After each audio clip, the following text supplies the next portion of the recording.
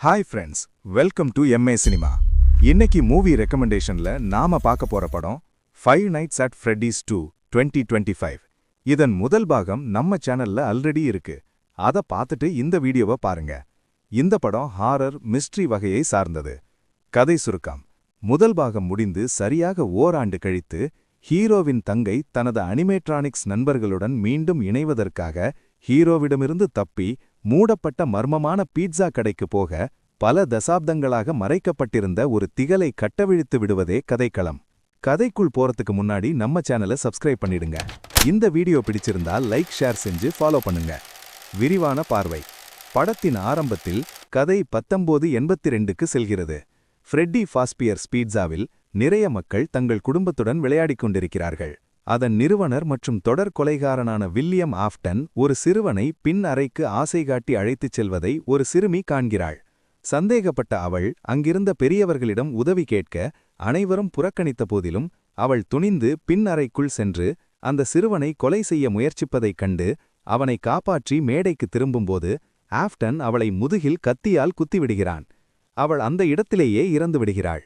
சிறிது நேரத்திற்குப் பிறகு மாரியோனெட் என்று அழைக்கப்படும் ஒரு பொம்மை போன்ற அனிமேட்ரானிக்ஸ் சிறுவியின் சடலத்தை தாங்கியிருந்த அந்த பெட்டியிலிருந்து வெளிவருகிறது.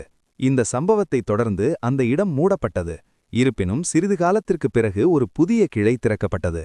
20 ஆண்டுகளுக்குப் பிறகு 2002இல் முதல் பாகத்தின் நிகழ்வுகளுக்கு ஒரு வருடம் கழித்து அந்த அனிமேட்ரானிக்ஸின் கதைகளும் அது தொடர்பான கொலைகளும் நாட்டுப்புற கதைகளாக மாறுகிறது. வில்லியமின் மகளான வனேசா தன் தந்தையின் செயல்களால் ஏற்பட்ட உளவியல் அதிர்ச்சியிலிருந்து மீண்டு வர போராடுகிறாள். இதனிடையில் மைக்கின் தங்கையான அப்பி அந்த அனிமேட்ரானிக்ஸ்களால் ஈர்க்கப்படுகிறாள்.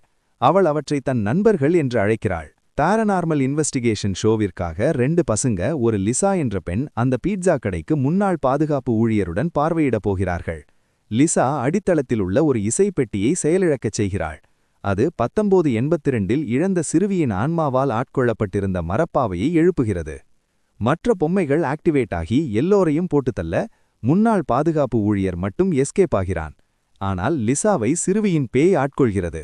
இது தெரியாமல் இங்கு வந்த ஹீரோவின் தங்கை அப்பி, ஹீரோ மற்றும் வனேசா ஆகிய மூவரும் தப்பித்தார்களா இல்லை பலியானார்களா என்பதே மீதிக்கதை. இந்த படம் ஹாரர் பிளஸ் மிஸ்ட்ரி பிளஸ் புராணக் கதையை கலந்த ஒரு இன்டென்ஸ் அனுபவமாக இருக்கும். அனிமேட்ரானிக்ஸ் டிசைன் மிகவும் க்ரீப்பி. ஸ்டோரியில ஹிட்டன் ட்விஸ்ட்ஸ் இருக்கிறது. முதல் பாகத்தை விட ஸ்கேரி சீன் கொஞ்சம் பரவாயில்லை. FNAF கேம் ஃபேன்ஸுக்கும் இந்த படம் ரொம்ப பிடிக்கும். கேஷுவல் ஆடியன்ஸுக்கு கொஞ்சம் குழப்பமாக இருக்கலாம். ஆனாலும் சஸ்பென்ஸ் நல்லா இருக்கிறது. இந்த மூவி ரெக்கமெண்டேஷன் உங்களுக்கு பிடிச்சிருக்கும்னு நம்புறேன். உங்களுக்கு பிடிச்ச மாதிரியான படங்களின் ரிவ்யூவை காண எம்ஏ சினிமாவிற்கு லைக் ஷேர் சப்ஸ்கிரைப் செய்து உங்கள் ஆதரவை தாருங்கள்.